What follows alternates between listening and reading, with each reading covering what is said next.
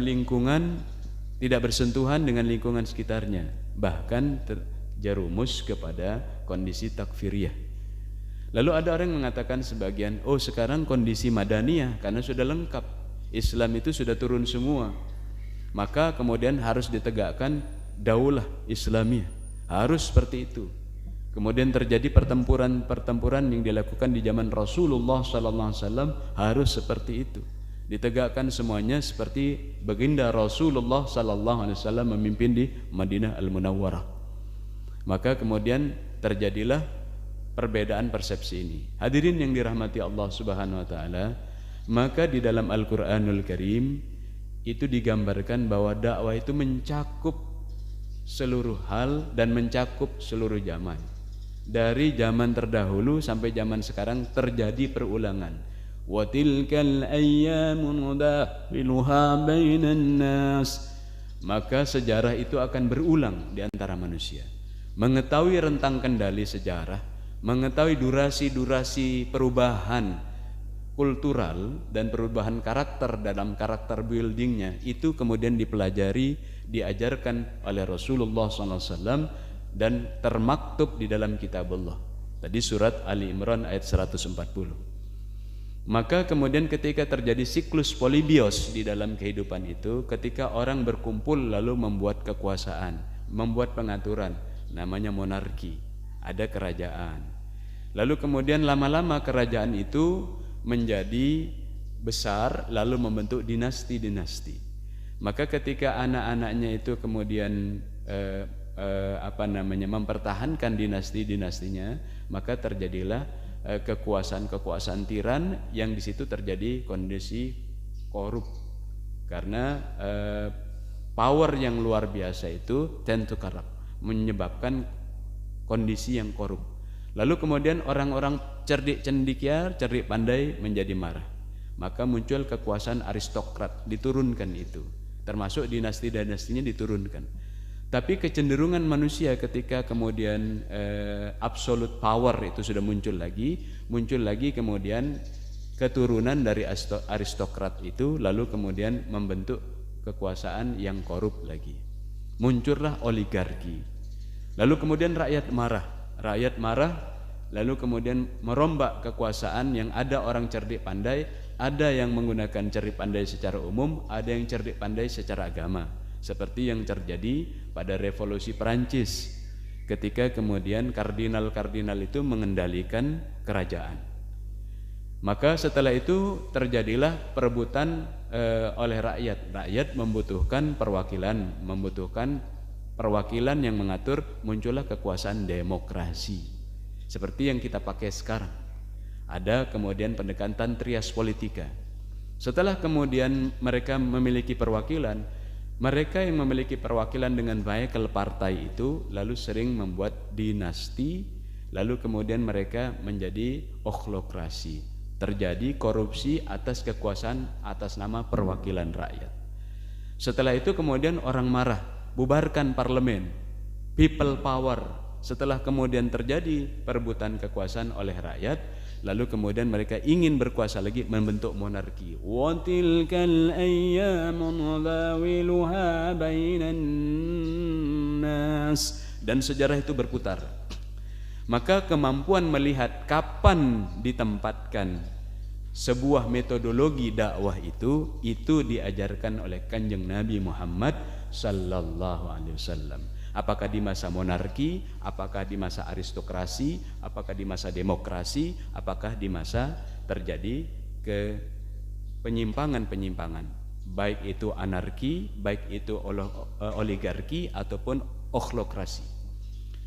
Jadi kemudian Islam itu luar biasa dan diberikan gambaran rentang kendali sejarah yang panjang dari 148 nabi, 48.000 nabi itu adalah gambarannya di dalam Al-Quran dari Nabi Adam sampai kemudian Nabi Muhammad SAW itu digambarkan. Oh begini rupanya modus yang dilakukan oleh Namrud. Oh begini modus yang dilakukan oleh Fir'aun. Oh begini ya modus yang dilakukan oleh Haman. Oh begini ya modus yang dilakukan oleh Qarun. Lalu kita tahu cara menggunting. Jangan sampai kemudian mempelajari dakwah lalu mengatakan ini lingkaran setan. nggak bisa diselesaikan.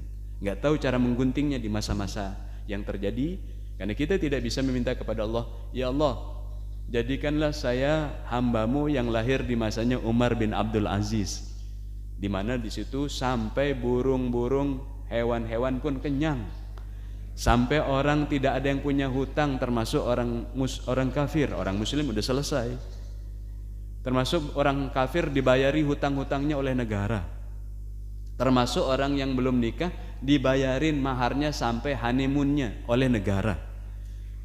Kan kita tidak bisa minta seperti itu. Ya Allah, kenapa saya tidak diturunkan di zaman Rasulullah SAW? Kita lahir, setiap kita itu ditakdirkan lahir di semua tempat dan di dalam rentang kendali sejarah yang berbeda. Maka memahami dakwah dengan pemahaman yang syumuliyah, yang totalitas, itulah kafah, pemahaman Islam yang kafah. Maka hadirin yang dirahmati Allah Subhanahu wa taala, tahapan-tahapan dakwah itu kemudian dibuat 3, yaitu ta'rif, takwin, dan ta'rif, takwin, dan kemudian tanfis. Nah, bukan ta'rif ini, takwin, ta'rif, takwin, dan tanfis, yaitu pelaksanaan dari aturan Islam itu sendiri. Jadi ta'rif adalah bagaimana orang dikenalkan penyebaran ide. Takwin adalah pembentukan karakter. Tanfis baru melaksanakan bagaimana menjalankan Islam secara kafah, baik di masa kondisinya adalah monarki, kondisinya aristokrasi, kondisinya demokrasi, atau kembali lagi ke monarki. Itu disebut tanfidz, bagaimana eksekusinya. Maka hadirin yang dirahmati Allah Subhanahu wa taala, dalam kondisi ini maka Islam mengajarkan secara lengkap. Apa yang dimaksud dengan kondisi makkiyah? Kadang-kadang makkiyah itu, kondisi makkiyah itu bisa dipakai baik dalam keadaan kondisi masyarakatnya ada raja atau monarki, atau ada aristokrasi, kemudian orang-orang cerdik pandai memimpin, atau kemudian ketika demokrasi, apakah kemudian ada bicameral, atau kemudian dua kamar, atau kemudian 1 kamar di dalam pengaturan demokrasi, atau kemudian masuk lagi putaran berikutnya.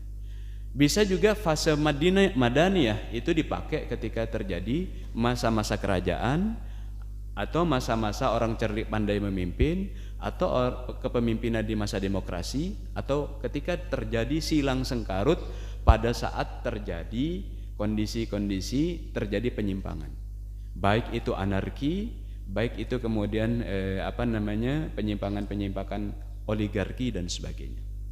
Hadirin yang dirahmati Allah Subhanahu wa taala, sehingga di mana dia berada, dia mengetahui bagaimana cara berdakwahnya. Kelenturan itu, maka Rasulullah sallallahu alaihi wasallam mengajarkan kepada kita, khatibun nas, berbicaralah kepada manusia ala qadri uqulihim, sesuai dengan kadar intelektualitasnya. Khatibun nas bil lughati qaulihim, berbicaralah kepada manusia sesuai dengan budayanya. Maka orang yang mengemban agama ini untuk kemudian menyebarkannya sebagai pewaris Nabi, kenapa kita harus jadi pewaris Nabi? Kita minta setiap hari untuk jadi pewaris Nabi. Di mana kita memintanya? Kita membaca suratul Fatihah 17 kali kita minta. Suratal ladzina an'amta alaihim, tunjuki kami ya Allah ke jalanmu, ihdinas siratal mustaqim, tunjukilah kami ke jalanmu yang lurus ya Allah. Siratal ladzina an'amta alaihim, yaitu jalan orang-orang yang engkau beri nikmat. Siapa yang dimaksud orang-orang yang diberi nikmat yang kita minta itu? Minan nabiyyin wasiddiqin wasyuhada wassalihin, ada 4. Itu yang kita minta setiap baca Fatihah, mau sholat wajib ataupun sholat sunnah. Jadi minimal kita minta, kalau melaksanakan wajib nggak ada sunnah-sunnahnya misalnya, itu 17 kali minta masuk kepada kelompok 4 itu, minan nabiyyin wasiddiqin wasyuhada wassalihin. Jadi kalau orang selesai sholat, assalamualaikum warahmatullahi wabarakatuh, assalamualaikum warahmatullahi wabarakatuh, Dia pernah minta ingin menjadi kelompoknya minan nabiyyin, penerus nabi, karena nabi sudah tidak ada lagi, jabatan itu diberikan oleh Allah. Jadi orang itu kalau sudah selesai sholat, maka sholat itu akan memperbaiki inna sholata tanha 'anil fahsya'i wan munkar, karena sholatnya waktu itu sudah minta kepada Allah untuk menjadi pewaris nabi. Dia melakukan amar ma'ruf nahi munkar. Dia ingin menjadi pewaris nabi, karena menjadi nabi sudah tidak ada lagi kesempatan itu. Tapi pewaris nabi diminta minan nabiyyin, ya Allah, bersama nabi nanti. Apa yang kita bawa, apa yang kita perjuangkan, apa yang kita jelaskan tentang Islam, sehingga kemudian mereka memiliki pemahaman, orang lain memiliki pemahaman seperti itu. Maka tahapan pertama di dalam dakwah itu adalah bagaimana membuat orang itu tertarik pada seruan. Itu tahapan pertama dalam dakwah, disebut tahapan ta'rif, mengenalkan sesuatu. Tak kenal maka tak sayang, itu pepatah kita.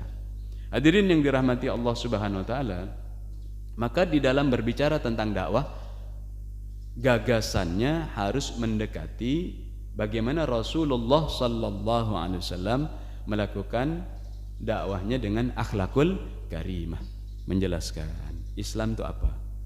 Jangan sampai kemudian kita menjadi qadhi. Nah, nudu'at la qudat. Kita itu dai, bukan hakim. Maksudnya hakim itu yang mengqadhi tadi itu, menghukumi orang. Kalau beliau kan Al-Mukarram Ustadz Hakim. Yang dimaksud itu jangan kita kemudian menjadi dai, berdakwah itu lalu berperilaku seperti seorang qadhi, menghakimi orang. Kau salah, kau salah, kau salah. Kalau kemudian mengatakan kau salah, yang benar siapa? Jempolnya ke sini yang sedang berbicara ini. Maka itu membuat barir, padahal dakwah itu adalah undangan makan dan minum. Maka Rasulullah sallallahu alaihi wasallam menjelaskan Islam itu ta'rifnya dengan luar biasa, yaitu kemudian membentuk pemahaman sehingga orang itu simpati. An-na'atuf namanya. Jadi simpati. Simpati dulu baru kemudian orang mau mendengar. Simpati dulu orang baru trust. Kalau tidak simpati, maka orang tidak mau menerima. Itu disebut dengan ta'rif atau penyebaran ide. Buat simpati. Baik itu mereka suka pada hal-hal yang verbal atau suka pada hal-hal yang kemudian bentuknya akhlakul karimah. Mungkin tidak perlu dalil-dalil yang hebat-hebat kepada orang itu, tapi ketika dia sedang membutuhkan, sang dai berada di sampingnya, itu dakwah Rasulullah sallallahu alaihi wasallam. Laqad manallahu 'alal mu'minina id ba'atha fihim rasulan min anfusihim yatlu 'alaihim ayat. Sungguh orang beriman itu mendapatkan kenikmatan karena Rasul yang berdakwah itu menjadi mentor dan coach sekaligus, mendampingi. Ada apa, ada kabar apa, bagaimana anak-anak, sudah lulus anak-anak, bagaimana. Bukan kemudian kita terkenal tapi hit and run, berdakwah di sini lalu kemudian pergi lagi ke sana dan sebagainya. Boleh berada di sebuah tempat tapi membuat sistem. Ketika orang bertanya, Ustadz, kemarin saya dijelaskan tentang bagaimana tentang riba ini, saya pengen berhenti dari riba. Terus kemudian Ustadznya mengatakan wallahu alam bissawab. Bingung umat. Jadi ta'rifnya itu harus dengan penjelasan-penjelasan yang lengkap. Maka hadirin yang dirahmati Allah Subhanahu wa taala, kita di dalam surat Al-An'am ayat 153 digambarkan bahwasanya inilah jalan yang kita perjuangkan. A'udzubillahi minasyaitonirrajim wa anna hadza sirati mustaqiman fattabi'uh. Bahwa inilah yang diperintahkan oleh Allah, jalan yang lurus itu. Di dalam surat Yusuf digambarkan kul hadhi sabili ad'u ilallah ala basiratin ana wa man ittaba'. Jadi inilah jalanku yang lurus, aku dan pengikut-pengikutku ala basirah, dengan mata hati yang tajam.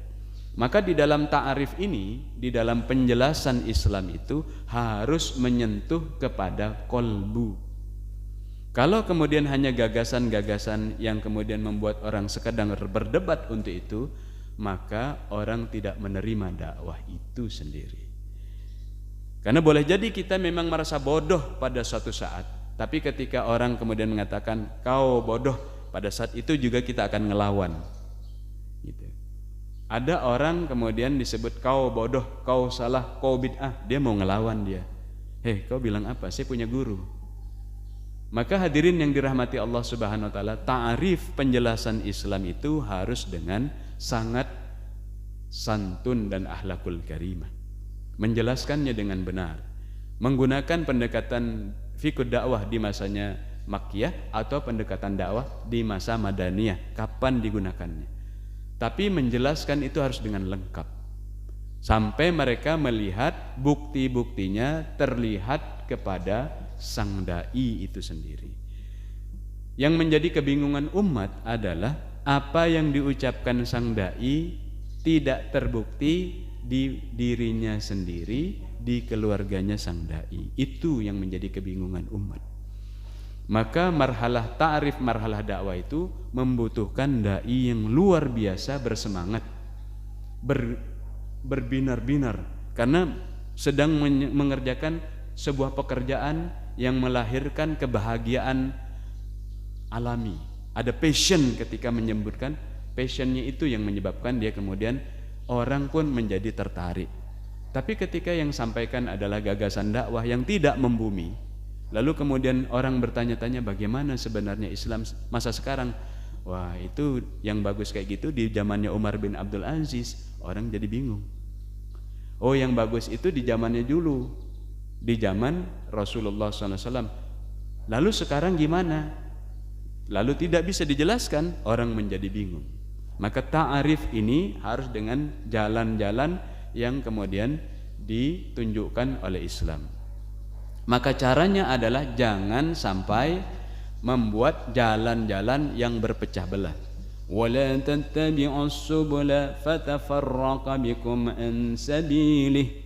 Maka pekerjaan ta'rif menjelaskan dakwah itu harus memunculkan titik temu, atau bahasanya sinergi. Harus membutuhkan titik temu. Orang bisa berbeda, suku saja berbeda, guru saja berbeda, tempat tinggal daerahnya berbeda. Itu berpengaruh terhadap perilaku seorang. Maka menjelaskan dakwah itu harus berbicara titik temu. Tapi kalau belum apa-apa, berdakwah dimulai dengan kemudian membangun jurang pemisah bahwa Anda berbeda dengan saya, maka tidak tertarik orang itu kepada Islam. Maka hadirin yang dirahmati Allah Subhanahu wa taala, itu harus kita bisa menjelaskan dalam dakwah sendiri. Oleh karenanya penting para dai kemudian melakukan hal murtahal secara lengkap, yaitu menghatamkan pertama payung dari ajaran pedoman dakwah itu, yaitu namanya Kitabullah, Al-Quranul Karim. Hatam dari Al-Fatihah sampai An-Nas. Hatam di dalam membacanya, hatam di dalam memahaminya, hatam di dalam laboratorium percobaannya.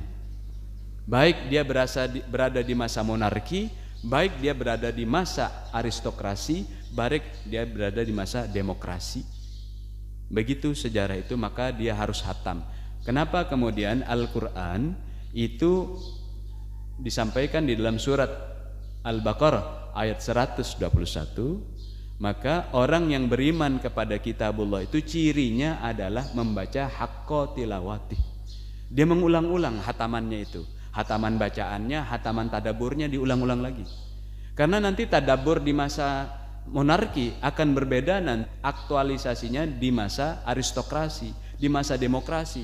Itu akan terus ketemu dengan kasus-kasus, cerita-cerita baru yang sebenarnya perulangan sejarah. Maka hatam Quran itu 3 jenis bagi para dai itu, yaitu membacanya hatam, tadaburnya hatam, dan aplikasinya hatam. Sehingga berbicara dakwah bukan nostalgia. Dulu di zaman sahabat top, di zaman Umar bin Abdul Aziz hebat, di zaman Rasulullah SAW semuanya rahmatan lil alamin. Orang langsung bertanya, sekarang bagaimana Ustaz? Wallahu a'lam bishawab. maka dia harus belajar di dalam pengalaman-pengalaman sejarah. Maka kesungguhan untuk menjadi orang beriman bahwa dia bisa mengenalkan Islam dengan lengkap, dia harus melakukan tarbiyatul dzati. Dia harus menjadi pembelajar yang serius. Maka hadirin yang dirahmati Allah Subhanahu wa taala, di dalam Al-Qur'anul Karim, para pejuang-pejuang Islam itu mereka yang mengikuti perjalanan para nabi, maka mereka itu kemudian memiliki ciri pembelajar cepat dan selalu mengajarkan orang. Jangan sampai kemudian saya takar dulu ini ilmu yang saya sampaikan. Dia berikan seluruh ilmu itu. Dia berikan seluruh ilmu kepada orang. Karena di dalam Al-Qur'anul Karim nanti akan digambarkan bahwasanya kalau orang itu benar-benar melakukan dakwah kepada Islam, maka dia tidak akan melakukan pengkultusan di dalam penyebaran ide itu. Karena dia tidak hidup dari situ. In ajriya ila 'alallah. Saya ini dibayar Allah. Demikian juga ketika oleh masyarakat yang inferior pada surat Al-Kahfi itu tidak takut ketemu orang inferior. Sindrom inferior kompleks ini terjadi pada bangsa terjajah. Itu nanti dibahas di dalam surat Al-Baqarah. Nah, nanti solusinya disebutkan di dalam surat Al-Kahfi ketika Dzulkarnain diminta untuk membangun benteng. Fa'inuni, kata Dzulkarnain, bantu aku. Jadi kemampuan para dai ketika mereka itu menjelaskan Islam dalam ta'rif itu harus membuat orang ingin berperan serta. Jangan semuanya dihandling para dai lalu membuat mereka du'afa seumur-umur. Karena du'afa di dalam pendekatan Islam itu adalah du'afa akal, du'afa kolbu, du'afa butun. Du'afa akal kurang ilmu, kurang iptek, kata Pak Habibie, ilmu pengetahuan dan teknologi. Du'afa kolbu kurang ruhiyah, kurang iman dan takwanya, imtak, kata almarhum Pak Habibie, kurang ruhiyahnya sehingga gampang berpecah belah. Du'afa di dalam perut ini adalah du'afa ekonomi, sehingga kemudian dia mendapatkan kemiskinan sistemik. Maka common enemy para dai itu 3, yaitu kebodohan, perpecahan, dan kemiskinan. Maka dia harus bisa menjelaskan ketika bagaimana solusinya dari kebodohan itu menjadi selesai. Sehingga di dalam surat Al-Qasas, surat yang ke-28, ayat yang ke-5, perintah dari Allah Subhanahu wa taala adalah membuat orang-orang itu diberikan kemuliaan para du'afa. Di dalam surat Al-Qasas ayat yang ke-5 itu disebutkan wa nuridu an namunna 'alal ladzina istud'ifu fil ard wa naj'alahum a'immatan wa naj'alahumul warithin. Surat Al-Qasas ayat yang ke-5 harus bisa menjelaskan sampai ke sana bahwa nanti ujung-ujungnya orang-orang ini akan terjadi perebutan sumber daya. Kalau membahas agama, jangan sampai dibahas agama itu terpisah antara agama dengan kekuasaan, karena siklus tadi itu akan berputar dan menyebabkan orang bisa terdepak di dalam kehidupan. Ujung-ujungnya motif ekonomi. Maka hadirin yang dirahmati Allah Subhanahu wa taala, maka di dalam Al-Qur'an orang yang diajarkan Islam itu harus sampai kepada kondisi semacam ini. Dan kami hendak memberikan karunia kepada orang-orang yang tertindas, orang-orang du'afa. Memang ceritanya itu tamsilnya adalah kondisi di Mesir Bani Israel pada saat itu. Tapi perintah dari Allah Subhanahu wa taala adalah kami menghendaki agar kemudian cita rasa kepada orang-orang du'afa, du'afa ilmu, du'afa qalbu, du'afa ekonomi, du'afa perut di muka bumi, dan menjadikan mereka a'immah, pemimpin, dan menjadikan mereka pewaris. Pewaris apa? Sumber daya. Kalau pewaris dari orang tuanya sudah jelas tuh, ini pewaris sumber daya, mewarisi emas, minyak, gas alam, intan, permata, garis pantai yang kaya. Itu perintah Allah, surat 28 ayat yang ke-5. Maka di dalam surat Yasin nanti akan digambarkan bahwa di sana orang-orang musyrik memprovokasi pada pembahasan tafsir surat Yasin ayat 1 sampai ke 12. Di situ orang musyrik mengatakan jangan ikut Muhammad karena dia selalu mengajarkan orang bicara kekuasaan saja. Kalau bahasa sekarang bahasa kekuasaan tuh ngajinya politik aja kira-kira begitu. Jangan ikut Muhammad. Itu orang musyrik. Sementara kita harus menjelaskan Islam itu secara lengkap karena ujung-ujungnya nanti ketika membahas sesuatu itu pada perebutan sumber daya atau motif ekonomi. Ada modus-modus yang dijelaskan oleh Allah di dalam siklus itu. Oh, begini Islam itu. Maka kemudian kalau kita membahas nanti surat Ali Imran ayat 170 sampai ke terakhir itu menggambarkan waktu terjadi perang Uhud. Maka ketika Rasulullah SAW terluka-luka, orang-orang munafik Madinah mengatakan, tuh kan Muhammad itu bukan Rasul. Kalau Rasul dia nggak kalah. Muhammad ini orang yang haus kekuasaan. Maka yang diajarkan kepada orang-orang itu adalah bicara kekuasaan. Jadi provokasi terhadap Islam yang syamil, yang sempurna itu dirusak-rusak oleh orang-orang musyrik dan orang-orang munafik. Sehingga pesan supaya orang itu mendapatkan ide-ide Islam yang segar dan terbaharukan, aktual dan lengkap itu diprovokasi, digunting oleh orang-orang musyrik dan orang-orang munafik. Sehingga jadi parsial pemahamannya. Jadi tidak menyambung antara kehidupan dunia dan kehidupan agama. Dipisahkan, itu namanya sekularisasi. Maka hadirin yang dirahmati Allah Subhanahu wa taala, ta'rif itu harus bisa menyampaikan sesuai keadaan di zaman Rasulullah SAW, lalu terbawa kemari, lalu kemudian bisa dilakukan benchmarking di masa Rasulullah SAW sampai sahabatnya dibawa kemari. Kemari itu artinya di zaman kita hidup. Apakah di zaman kita sedang berada di dalam kondisi monarki atau aristokrasi atau demokrasi? Oh, begini ya cara solusinya. Harus sampai ke sana. Maka orang mengatakan, oh iya Islam. Bukan sekedar hanya karena kelembutan dan sebagainya. Maka kalau yang terjadi di Perancis itu,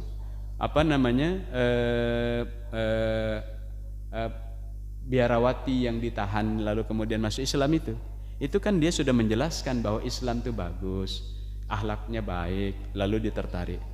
Tidak cukup hanya menjelaskan seperti itu bahwa Islam itu harus baik, harus lembut. Tapi ketika presidennya, kemudian kepala pemimpin itu menghina Islam, harus juga ada jawaban, bukan hanya dengan Islam itu baik, Islam itu lembut, harus lengkap. Maka jawaban itu nanti kita bisa bahas bagaimana cara menjawab yang benar menurut kitabullah ketika Islam dihina. Dan hak asasi manusia, hak orang untuk menghormati nabinya, pemimpin agamanya atau memilih agamanya itu diperintahkan oleh Allah untuk dijaga. Itu berada di dalam surat At-Taubah ayat 12. Maka solusinya begini caranya kata Allah. Kalau mereka kemudian ingin membuat kalian itu seakan-akan baik, lembut, tapi mereka itu standar ganda dalam hak asasi manusia, begini solusinya, nanti mereka berhenti. Itu surat At-Taubah ayat 12. Lalu kenapa kemudian Majelis Ulama Indonesia mengatakan boikot? Iya, prinsipnya karena itu. Maka hadirin yang dirahmati Allah Subhanahu wa taala, maka terjadilah sahabat-sahabat Rasulullah itu budak, pembantu rumah tangga. Pas meninggalnya itu jadi gubernur, jadi khalifah. Karena mereka dibangun oleh pemahaman ini. Surat Al-Qasas ayat yang ke-5. Tapi ada orang yang kemudian hendak menjauhkan ini. Sehingga di dalam surat Al-Furqan ayat yang ke-5 mereka mengatakan sudah, yang namanya kitabullah itu hanya buat pengajian sajalah. Jadi pengajian-pengajian normatif dikaji pagi dan sore itu. Karena itu cuman asatirul awalin, itu dongeng yang tidak bisa diaplikasikan pada saat aktual seperti sekarang. Itu sepanjang zaman, Pak. Sepanjang zaman, Bu, mengatakan seperti itu. Baik di zamannya nabi-nabi terdahulu termasuk di zaman Rasulullah sallallahu alaihi wasallam. Maka mereka tidak berani kemudian menggunakan kitabullah sebagai referensi utama di dalam membahas masalah ideologi, politik, ekonomi, sosial, budaya, hukum, pertahanan dan keamanan dalam tesis-tesis dialektika kepemimpinan mereka. Mereka mengatakan, kitabullah itu berbagai nabi itu begitu, ada yang mengatakan begitu. Tidak bisa digunakan solusi. Surat 25 ayat yang ke-5. Jadi ta'arif itu harus secara lengkap. Udkhulu fi silmi kafah. Masuklah Islam secara kafah. Maka syarat para dai juga harus terus belajar tanpa henti. Tidak pernah berhenti. Jadi pembelajar cepat dan mengajarkan. Maka tidak bisa kemudian menjadi kekuatan yang menyatu mendarah daging dari para dai ilmu-ilmunya itu kecuali dia mengajarkan. Maka di dalam surat Ali Imran itu disampaikan bima kuntum tu'allimunal kitab wa bima kuntum tadrusun.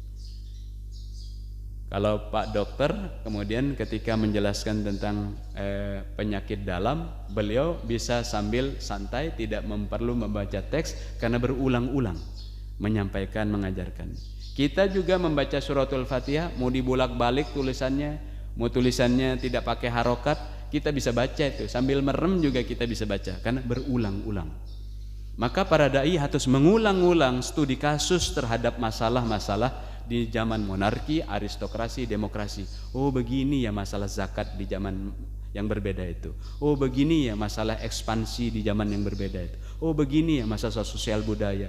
Oh begini di masa solusi-solusi kesehatan. Itu harus sering melakukan kajian studi kasus. Maka dalam surat Ali Imran, tidak mungkin pembawa kitabullah itu dan pelanjut risalah kenabian itu lalu pekerjaannya hanya membuat orang taklid buta. Tidak mungkin. Pokoknya jangan belajar. Pokoknya. Nah, Islam itu harus mengajarkan orang, ayo belajar, belajar. Kalau di dalam bahasa kearifan Minang itu alam takambang jadi guru. Di mana semua ilmu itu di segala ufuk menjadi ilmu. Maka hadirin yang dirahmati Allah Subhanahu wa taala, demikianlah ta'rif yang dimaksud itu.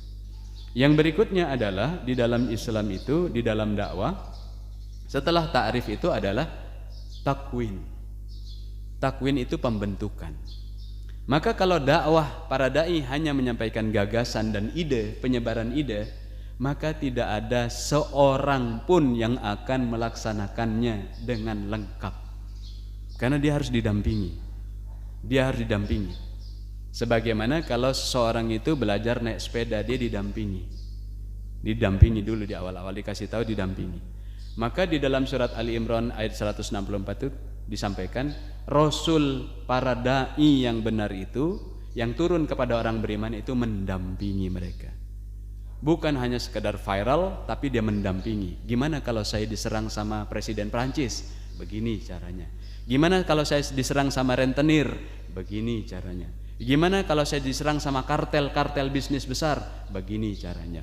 Bagaimana saya kalau diserang oleh sekelompok orang yang mengaku Islam tapi munafik? Begini caranya. Dia bisa menjelaskan itu. Maka di dalam takwin itu sesuatu yang sangat mendasar. Baru tanfis. Takwin itu pembentukan karakter. Sehingga orang mengetahui bahwa Islam itu adalah juga ada satu yang lengkap, yaitu bicara masalah akidah, bicara masalah akhlak, bicara masalah askariyah, ketentaraan, bicara masalah bagaimana resolusi jihad seperti yang disampaikan oleh ulama-ulama kita terdahulu. Resolusi jihad yang disebutkan oleh Nahdlatul Ulama itu menyebabkan munculnya pidato Bung Tomo yang terkenal itu pada 10 November. Ini kan zaman-zamannya Hari Pahlawan. Itu yang menyebabkan seperti itu. Jangan sampai kemudian para dai hanya menjadi stempel penguasa, tapi dia harus bisa menyatakan yang benar-benar, yang salah-salah. Kenapa dia bisa melakukan itu? Karena dia harus mentakwin mad'unya, mentakwin, mencetak orang-orang yang mengikutinya. Maka di dalam marhalah takwin ini, di dalam pembentukan ini perlu pencetakan karakter. Nah, mencetak karakter itu lebih sulit daripada sekedar mendirikan industri, membangun pabrik, membangun rumah sakit, membangun building. Itu lebih sulit, namanya takwinul ummah, mencetak umat. Tahapan yang kedua itu adalah takwin, yaitu mencetak karakter. Karena kalau dakwah hanya disampaikan dengan gagasan, baik itu secara verbal langsung ataupun menggunakan medsos, maka yang ada hanyalah munculnya jempol-jempol. Tapi siapa yang akan mengeksekusi di lapangan? Enggak ada. Maka hadirin yang dirahmati Allah Subhanahu wa taala, saya tertarik kepada apa yang dilakukan orang Jepang untuk melakukan repetisi supaya muncul adrenalinnya, kemudian dia bergerak sesuai dengan apa semangatnya hari itu. Saya sukses, saya sukses, saya sukses. Tapi setelah dia teriak saya sukses, setelah adrenalinnya keluar dan kemudian dia bersemangat, itu perlu dikawal semangatnya. Kalau tidak, dia bisa tidak terkendali semangatnya, atau kemudian hanya bisa jargon-jargon, hafal jargonnya, bersemangat, takbir, Allahu Akbar. Setelah itu dia harus dikawal, itu namanya takwin, karakter building. Harus dikawal, harus didampingi bagaimana dia sehari-harinya, bagaimana dia tidurnya. Maka Rasulullah SAW membentuk kelompok-kelompok kecil di dalam pembinaannya itu. Rasulullah membina beberapa orang, lalu beberapa orang itu membina lagi, lalu beberapa orang membina berapa lagi. Bagus kalau kemudian di dalam skala takblik akbar 1.000.000 umat itu kemudian orang menjadi 1.000.000-nya bergerak semuanya. Tapi itu suatu yang sulit terjadi di dalam sejarah peradaban. Pasti ada hierarki. Orang-orang yang semangat, orang-orang yang ya 3/4 semangat, ada orang yang setengah semangat, ada orang yang 1/8 semangat, ada orang yang cuma ikut-ikutan, ada orang yang cuma nyumbang jempol. Itu menarik itu kejadian pemilihan presiden Amerika. Ketika Donald Trump itu kemudian mendapatkan suara yang banyak karena permainan medsosnya, ya. Memang ada yang kemudian ingin mencari hidup di medsos itu, lalu dia dibayar oleh misalnya platform-platform tertentu, misalnya YouTube. Bagi dai dia tidak cukup itu, karena dia harus kemudian mendampingi orang terjadi karakter building. Kalau tidak, yang untung cuma dainya saja mendapatkan jempol, umatnya tidak terjadi perubahan. Yang menarik ketika Donald Trump mendapatkan banyak jempol dan suara di dalam rekayasa pemilihannya dalam medsos itu, lalu dibandingkan dengan foto Obama ketika terjadi pelantikan. Obama itu walaupun pendekatannya ya lebih konvensional dibandingkan Donald Trump, itu Obama itu yang hadir di dalam pelantikan itu, yang bergelora itu, orang yang bersemangat itu banyak. Yaitu hadir di sepanjang jalan tuh waktu pelantikan beliau itu banyak yang hadir karena dengan jiwa dan raga. Tapi waktu Donald Trump pelantikan yang hadir sedikit. Kenapa? Karena beliau itu kuat dengan jempol. Jadi kalau para dai hanya mengejar jempol, follower dan subscriber, jangan sampai terjadi di mana dakwahnya itu, kata Rasulullah SAW, adalah dakwahnya umatnya menjadi seperti buih. Nanti suatu masa, kata Rasulullah SAW, umatku itu menjadi makanan orang-orang di sekitarnya, diperebutkannya, menjadi santapan. Lalu kemudian sahabat-sahabat Rasulullah SAW bertanya, ya Rasulullah, apakah umatmu waktu itu tinggal sedikit? Tidak, banyak, kata Rasulullah. Tapi mereka itu kapasitasnya seperti buih, bukan seperti bulatan-bulatan sabun yang bisa membuat polusi dari hulu ke hilir, deterjen dari hulu ke hilir. Gelembungnya itu nggak pecah-pecah, makin banyak malah itu. Maka dia menjadi polusi gelembung deterjen dari hulu ke hilir. Tapi kalau buih itu begitu ombak memukul karang, muncul gelombang-gelombangnya, beberapa detik udah hilang, senyap lagi. Maka dakwah itu harus menghasilkan sebuah movement, sebuah harokah, sebuah gerakan yang mustamirrah, yang panjang jalannya. Karena dakwah itu panjang.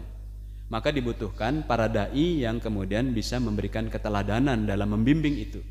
Maka para dai itu seyogyanya di dalam marhalah takwin itu, mencetak umat itu, memiliki 3 kapasitas. 1, dia seperti kal-walid, dia seperti seorang ayah. Ada masalah apa? Bagaimana masalah pernikahan? Bagaimana masalah kontrakan rumah? Dai itu harus seperti seorang ayah, mendampingi. Kalau tidak nanti menjadi viral tapi umatnya buih. Maka didampingi kal walid. Yang kedua, kapasitas dai dalam mencetak karakter takwin itu adalah kasyekh, seperti seorang syekh. di dalam kehusukan sholatnya, di dalam wirid-wiridnya, di dalam taqarrub ilallah, di dalam muraqabatullah. Dia harus melakukan itu. Karena kata Imam Ibnul Qayyim Al-Jauziyah, kalau dakwah itu disampaikan dengan lisan, yang dengarnya telinga. Tapi kalau yang dakwah disampaikan itu dengan kolbu, yang mendengarnya kolbu, dan itu menjadi sebuah ideologi dan sebuah gerakan. Seluruh sirkulasi darah bergetar karena yang mengucapkannya sudah melakukannya lebih dahulu. Maka Allah Subhanahu wa ta'ala menegur orang-orang yang kemudian mengatakan banyak gagasan dan narasi menarik, tapi dia tidak menjadi eksekutornya. Kabura makatan indallah an taqulu ma la taf'alun. Quotes-nya yang dilemparkan ke publik itu cantik-cantik, meme-nya yang disampaikan ke publik cakep-cakep. Kemudian mereka yang senang terhadap potongan-potongan videonya menarik luar biasa, banyak yang memberikan jempol-jempol dan banyak orang yang subscribe itu. Tapi kemudian kata Said Qutb rahimahullah, di belakang umat dia melakukan pengkhianatan. Dia tidak komit terhadap quotes-nya itu. Jadi quotation-nya jadi enggak bermakna karena tidak didakwahi dengan kolbu. Tapi dakwah yang sederhana bahkan membuat banyak perubahan. Maka hadirin yang dirahmati Allah Subhanahu wa taala, dia harus kasyih. Yang ketiga, kapasitas guru atau dai di dalam takwinul ummah, mencetak umat itu harus sebagai kal-qaid, seperti seorang panglima. Dia harus bisa menggetarkan murid-muridnya karena dia memang panglima. Di dalam ketentaraan itu kalau seorang jenderal sudah disersi, dia ditembak dia itu. Kenapa? Karena dia bisa membuat pasukan baru. Kecuali dia pensiun, dia berhenti dengan hormat. Tapi kalau dia diberhentikan atau dia disersi, itu aturannya itu ditembak dia. Kenapa? Karena itu aturan militer. Kenapa? Kalau dia dibiarkan, dia bukan hanya bisa membentuk satu regu pasukan, tapi satu peleton, satu batalion bisa dia bikin karena dia sudah punya level seorang jenderal. Walaupun Adegio mengatakan old general fade away, kalau dia sudah tua jadi meredup. Tapi kalau di dalam Islam enggak ada suasana pensiunnya di dalam dakwah. Maka hadirin yang dirahmati Allah Subhanahu wa taala, ada seorang sahabat yang tua-tua itu justru mereka yang semangat. Ada Abu Ayyub itu, beliau itu sudah sepuh dan beliau sudah punya bukti-bukti jihad. Sampai beliau itu pincang berjuang di jalan Allah, menyelamatkan umat, ekspansif di dalam dakwah. Ketika terjadi serangan ke Siprus di masanya Umar ibnul Khattab radhiyallahu an, beliau ingin juga berangkat jihad. Lalu kemudian kata anak-anaknya, ayah kan sudah berjuang, sekarang ayah saatnya pensiun, istirahat. Kami yang muda-muda. Tapi apa yang dilakukan oleh dai yang original ini, yang dia tahu bagaimana harus memberikan teladan sebagai qaid, dia ambil pedangnya, dia berjalan tertatih-tatih dengan mengatakan Ananda, katanya. Lalu beliau membaca surat At-Taubah ayat 41, yaitu kalian ini adalah yang khifafan dan kalian itu yang khifafan, aku yang thiqalan. Jadi infiru fi sabilillah itu keluar berjuang di jalan Allah itu harus dalam keadaan ringan atau sulit. Aku ini termasuk yang sedang sulit, kau yang sedang ringan. Ayo kita berangkat. Jadi perlu keteladanan, bukan hanya kemudian kobaran-kobaran semangat. Kalau tidak nanti generasi yang dididik hanya dengan kobaran-kobaran semangat, jargon-jargon, dia hanya bisa berpidato di podium-podium pada saat campaign, pada saat kampanye. Tapi setelah itu 5 tahun berikutnya senyap apa yang dijanji-janjikan dalam jargon-jargon kampanye, karena diajarin hanya berpidato atau public speaking. Maka hadirin yang dirahmati Allah Subhanahu wa taala, maka para dai itu harus benar mendampingi dan kelihatan oleh muridnya untuk dia seperti panglima, tahu menghadapi masalah, berada pasang dada di depan. Maka Rasulullah SAW pernah kejadian di Madinah itu terjadi bunyi seperti ledakan. Dom. Para sahabat di malam hari itu sahabiah kaget dan mencari ada apa. Tiba-tiba dari kegelapan itu muncul Rasulullah sallallahu alaihi wasallam dengan mengendarai kuda dan senjata yang ada di punggung beliau. Murid-muridnya melihat itu saja, itu sudah muncul karismanya. Karena sang dai menjadi panglima sekaligus setelah memiliki kapasitas seperti seorang ayah, seperti seorang syekh dalam peribadatan, dan seperti seorang panglima. Begitulah marhalah dakwah ini diajarkan oleh Islam. Maka kalau dulu itu pembahasan yang kita angkat sekarang judulnya sirah itu, kalau dulu bukan sirah namanya, tapi maghazi, cerita tempur. Ini yang kemudian kalau itu terjadi dan bangun orang itu, maka yang diceritakan adalah kehebatan. Dulu kakek-kakek kita itu menyampaikan maghazi. Maghazi itu cerita tempur. Itu dulu misalnya tuh di jembatan Cihideng misalnya, jalan-jalan sama cucunya. Nih kakek dulu posisinya di sana, uak posisinya di situ, kira-kira begitu. Jadi muncul heroisme. Kenapa? Karena yang disampaikan sama dai-nya dia adalah orang yang pernah mengalami dan menunjukkan bahwa dirinya pernah terjun. Tapi yang gagasan disampaikan bersemangat, quotes yang bagus, meme yang hebat, itu tidak membuat umat berubah dari buih jumlahnya banyak tapi tidak menggentarkan. Turhibuna bihi aduwallah wa aduwakum. Hendaknya kalian itu menggentarkan musuh-musuh Allah. Surat Al-Anfal ayat 60. Enggak gentar karena madu'unya, sasaran dakwahnya banyak tapi tidak membuat gentar. Yang ada mereka diberi PR terus oleh musuh-musuh Islam. Jadi harus kalkofit. Lalu baru kepada tanfid. Hadirin yang dirahmati Allah Subhanahu wa taala, maka terakhir di dalam bentuk karakter building ini semuanya dibawa ke arah pemuda. Seperti tadi sahabat yang sudah tua itu mengatakan, saya yang sedang sulit. Beliau tidak mengatakan saya memang sudah tua, Abu Ayyub tadi itu kepada anaknya. Tidak. Saya termasuk hifafan, infiru hifafan wa thiqalan fi sabilillah. Saya termasuk yang sulit, kau sedang mudah, ayo berangkat bareng. Sehingga Abu Ayyub itu digelari seorang yang hamasatus syabab, hikmatus syuyuh. Dia itu kearifan dan jam terbangnya itu sangat arif, seperti orang yang sudah sepuh, arif, matang di dalam pengalaman, tapi semangatnya semangat muda. Itulah hasil dakwah, hasil gemblengan dalam Islam.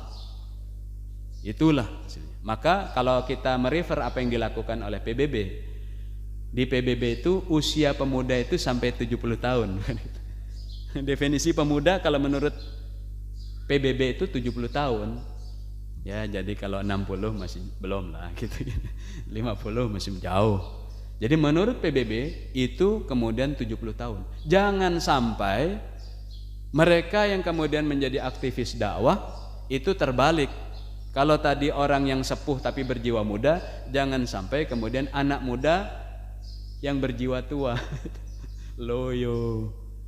Bukan begitu dakwah diajarkan dulu oleh Rasulullah sallallahu alaihi wasallam.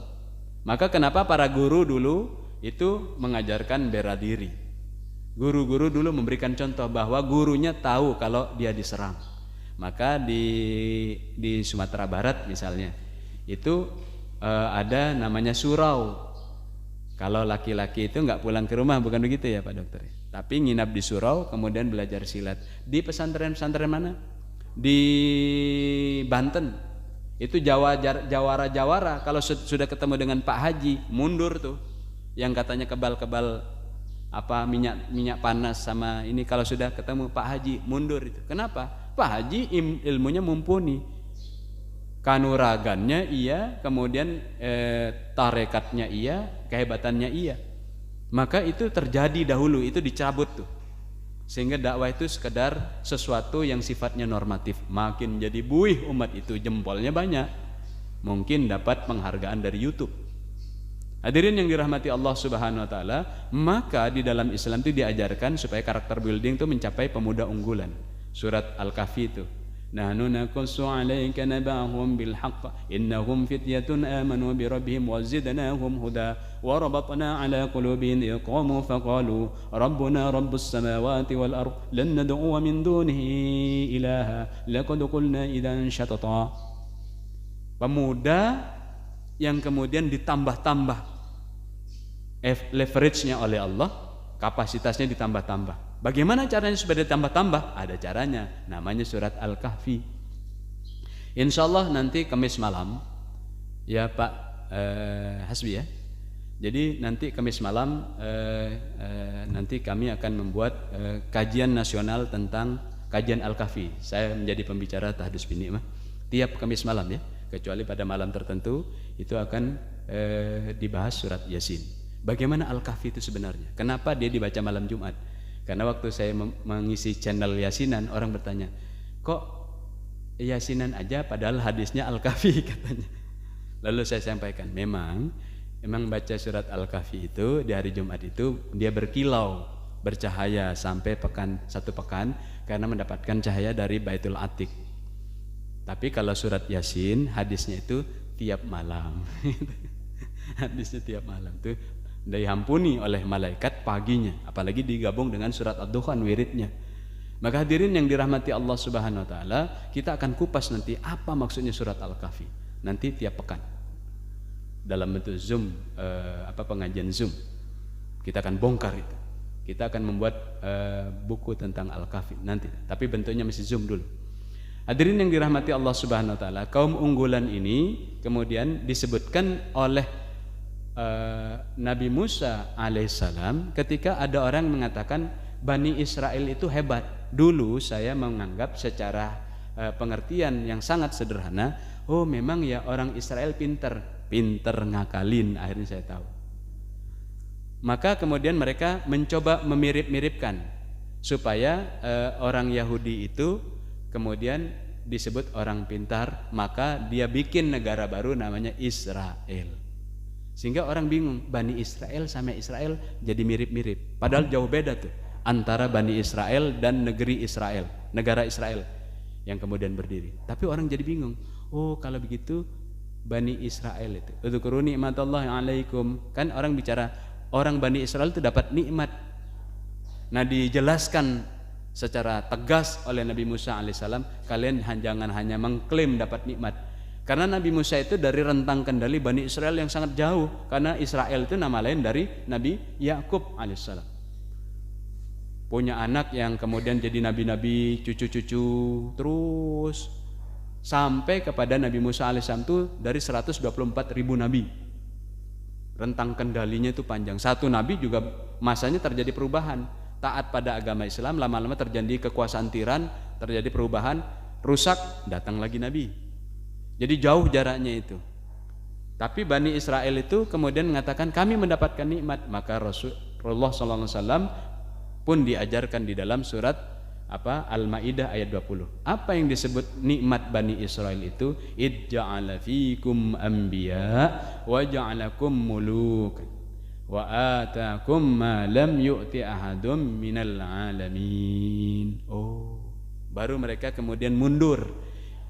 Artinya ada orang yang ngaku-ngaku saya ini Bani Israel, hebat saya. Tahu enggak kata Musa, kenapa Bani Israel disebut hebat?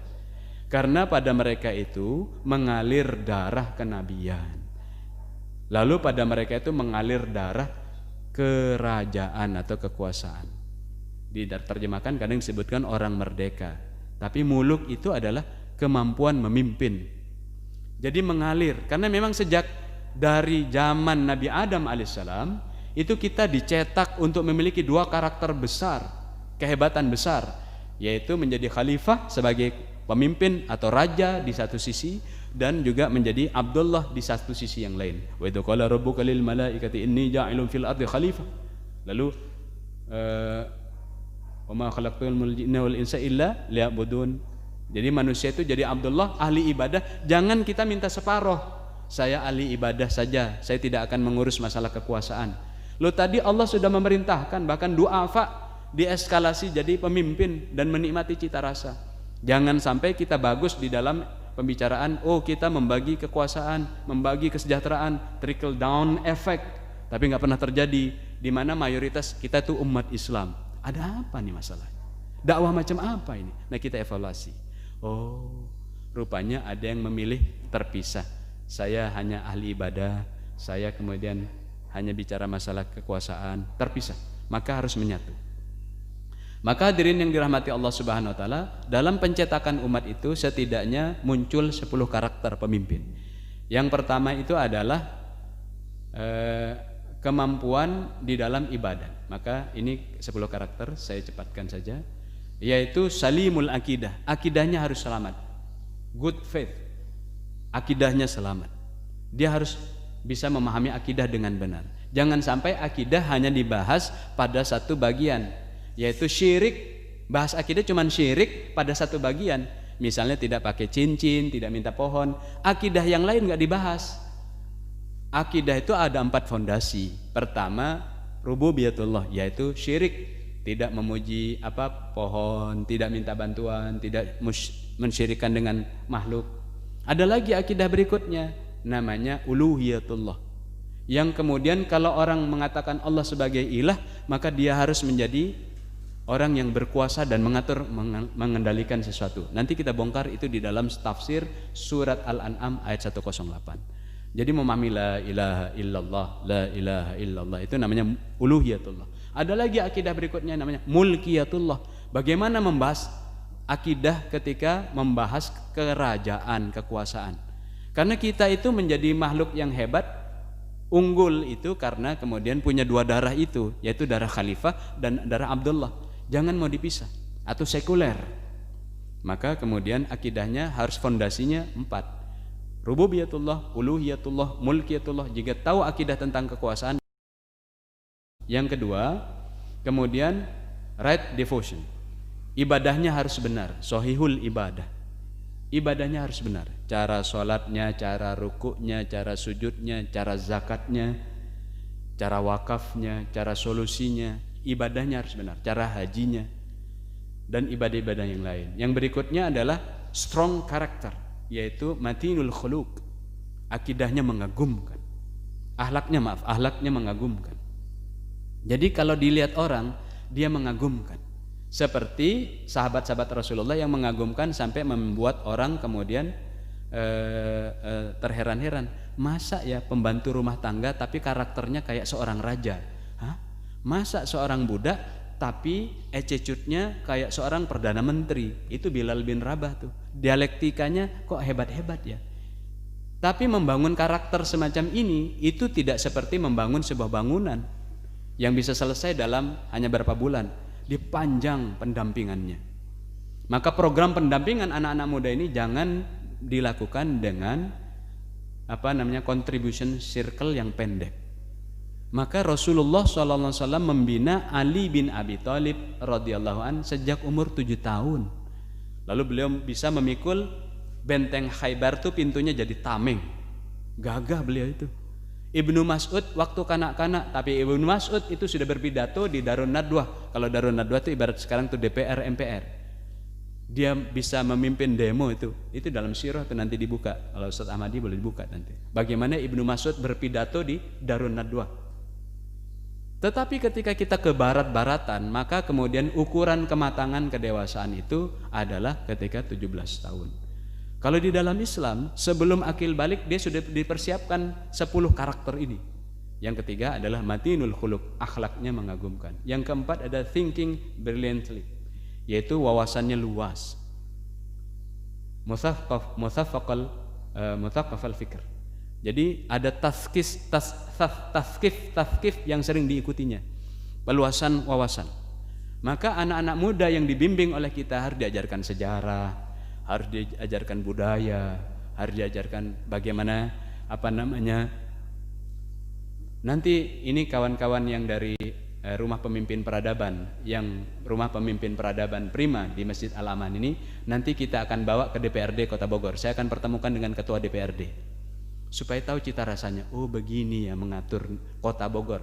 Sebelum nanti kita bawa ke Senayan, saya pertemukan dengan kawan-kawan di sana supaya begini yang ngatur negara. Karena kader itu harus luas wawasannya. Bukan hanya sekedar mengetahui masalah fikih ibadah, tapi harus luas.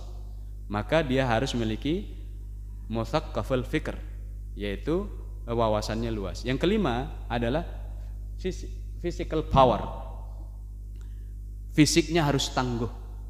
Fisiknya harus tangguh. Maka menjadi dai juga perlu minta tolong kepada Allah agar memiliki kebugaran, kekuatan, karena dia akan diteladani sama murid-muridnya.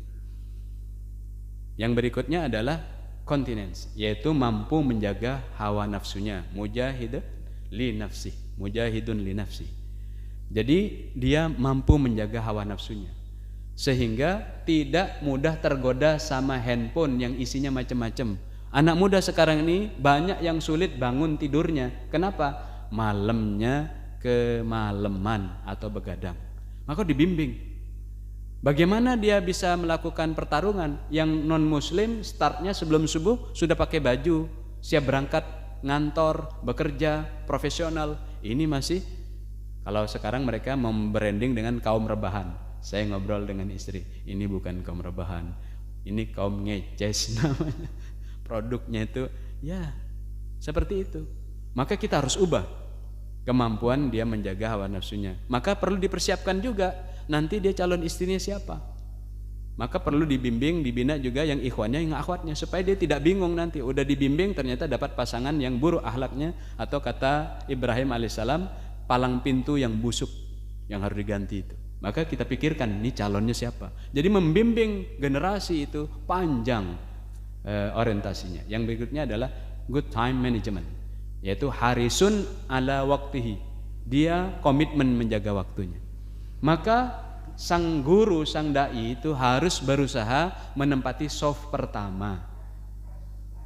Itu adalah semangat para dai. Kenapa? Nanti akan dicontoh sama murid-muridnya. Karena di soft pertama seperti Pak Dr. Dindin ini, pasti kalau beliau bisa menempati saf pertama, di urusan yang lain beliau on time. Mau urusan membantu operasi, membantu urusan, pasti on time. Karena itu karakter building, harus dilakukan oleh para dai-nya. Kalau para dai-nya telat bangunnya, bagaimana muridnya? Guru kencing berdiri, murid berlari kencingnya. Maka para dai di dalam karakter building atau takwinul ummah itu harus kerja keras di dalam menjaga waktunya. Maka di rumahnya harus ada time schedule tiap setengah jam.